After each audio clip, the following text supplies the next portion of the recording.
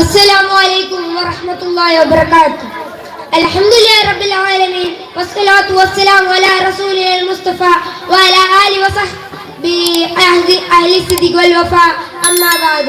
ആദരണീയരെ ഉസ്താദുമാർ, മാതാപിതാക്കൾ, സഹപാഠികൾ, സഹോദരി സഹോദരന്മാരെ, ലോകത്തിന്റെ വിമോചകനും കാരുണ്യത്തിന്റെ പ്രവാചകനുമായ തിരുനബി സല്ലല്ലാഹു അലൈഹി വസല്ലമയുടെ ജന്മദിനം കൊണ്ട് ധന്യമായ മാസമാണ് റബീഉൽ അവ്വൽ. കാലഭേദങ്ങൾക്ക് അതീതമായ ഒരു സമഗ്ര വിപ്ലവത്തിന് നേടുവാനായകത്വം വഹിച്ച തിരുനബി സല്ലല്ലാഹു അലൈഹി വസല്ലമയുടെ ജന്മദിനം നാം ആഘോഷിക്കുന്നു. ശാന്തിയുടെയും മാനവികതയുടെയും വസന്ത കാലഘട്ടമായിരുന്നു പ്രവാചക പ്രഭുവിന്റെ കാലഘട്ടം. ഉമ്മുൽ ഖുർആൻ എന്ന വിശുദ്ധ ഖുർആനും ഭൂപ്രദേശത്തിന്റെ മധ്യമെന്ന് ആധുനിക ഭൂമിശാസ്ത്രജ്ഞരും അവകാശപ്പെട്ട മക്ക നഗരിയുമാണ് പ്രവാചക പ്രഭുവിനെ അള്ളാഹു തെരഞ്ഞെടുത്തത്.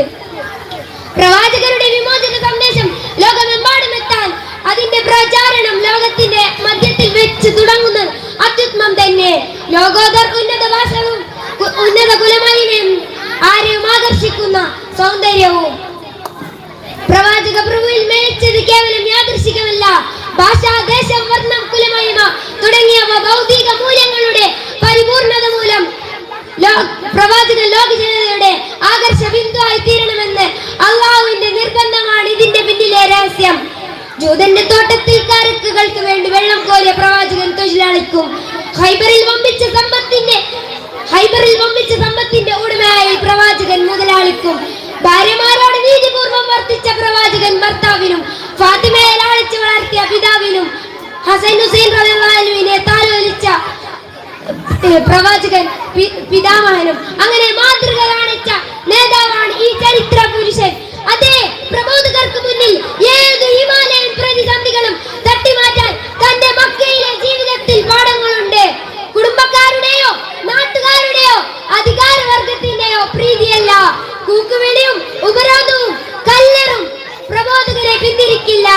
യുദ്ധക്കളത്തിൽ ധീരതയും പാവങ്ങളുടെ അത്താണിയും കാരുണ്യത്തിന്റെ സാഗരവും ഒരാളിലെ ഒന്നിച്ചു കാണൂ.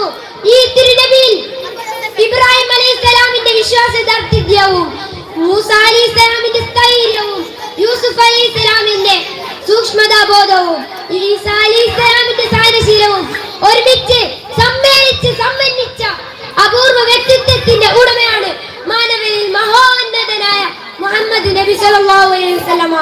ഇത്രയും പറഞ്ഞുകൊണ്ട് ഞാൻ എന്റെ വാക്കുകൾക്ക് വിട പറയുന്നു. വആഖിർ ദഅവാന അൽഹംദുലില്ലാഹി റബ്ബിൽ ആലമീൻ. അസ്സലാമു അലൈക്കും വറഹ്മത്തുള്ളാഹി വബറകാതുഹു. യാ റസൂലല്ലാഹ് യാ ഹബീബല്ലാഹ്